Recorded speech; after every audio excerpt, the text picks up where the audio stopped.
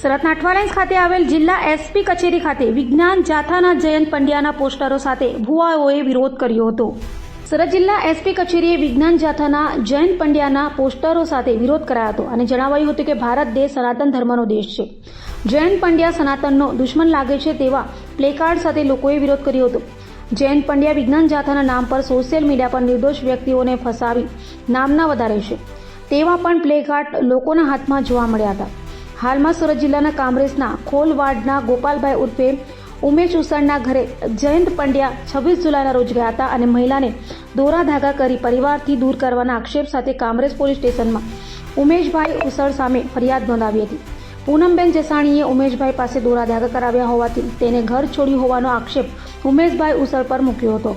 મહિલાના પતિ બ્રજરાજ જસાણી જેઠ અશ્વિન જસાણીએ વિજ્ઞાન જાથાના પ્રમુખને લઈને ગોપાલભાઈના ઘરે ગયા હતા। જોકે વિરોધ વધતા મહિલા પણ રજૂઆત કરવા એસપી કચેરીએ પહોંચી હતી અને કહ્યું હતું કે હું મારા સાસરિયાના ત્રાસથી ઘર છોડી દૂર રહું છું।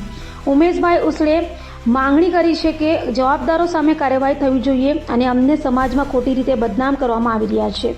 મારું નામ ગોપાલ ઉર્ફે ઉમેશ કેશુભાઈ ઉસળ। હું અત્યારે ડીવાયએસપી સાહેબ ગ્રામ્યની કચેરીએ આવ્યો છું। બરાબર, અહીંયા હું અરજી દેવા આવ્યો છું જયંત પંડ્યા વિરુદ્ધની। એણે મારી અટકાયત કરી હતી 26/7/2025ના દિવસે। કોઈ સાબિતી વગર, કોઈ પુરા વગર, કોઈ જાણ વગર મારી અટકાયત કરી હતી અને મારી ઉપર આરોપ મૂક્યા છે કે ભાઈ તમે લોકો પાસેથી 2000 થી લઈને 50,000 સુધીના પૈસા પડાવો છો, સ્મશાનમાં જઈને વિધિ કરો છો અને તમે મેલી વિદ્યા કરો છો। તો હું એના પુરાવા માગું છું કે આ આરોપ જે મારી ઉપર જે મૂક્યા એ તદ્દન ખોટા છે। શું માતાજીની ખોડિયારમાંની ભક્તિ કરવી ગુનો છે?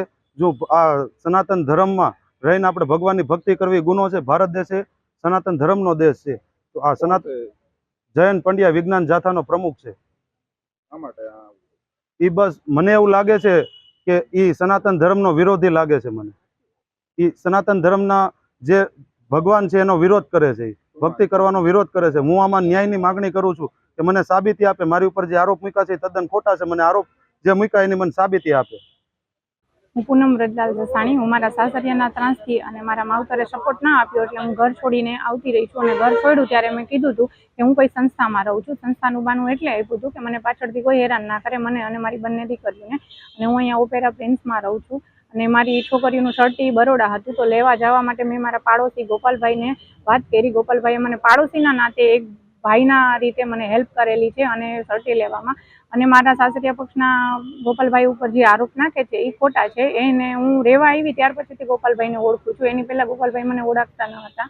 ત્યાર પછી 26 તારીખે મારા હસબન્ડ અને મારા જેઠ જયંત પંડ્યા બધા 20-25 જણા મારી ઘરે આવેલા અને મને માનસિક રીતે એટલી ટોર્ચર કરેલી કે અને મારા હસબન્ડને જોઈ અને મારી બંને દીકરીઓ પણ ગભરાઈ ગઈ હતી અને ડરી ગઈ હતી અને ધ્રુજવા લાગી હતી। કારણ કે જ્યારે પહેલા મને માનસિક ત્રાસ અને શારીરિક ત્રાસ મારા હસબન્ડ આપતા એ મારી દીકરીઓને યાદ આવી ગયું હતું। અને ત્યાર પછી ઉપરના માળે કે મારા ગોપાલભાઈ રહે છે ત્યાં ગયા હતા। હું ઘર છોડવા બાબતમાં ગોપાલભાઈનો કોઈ હાથ નથી, છતાં પણ એમને આમાં લે છે તો એ મને નિર્દોષ સાબિત જોઈએ।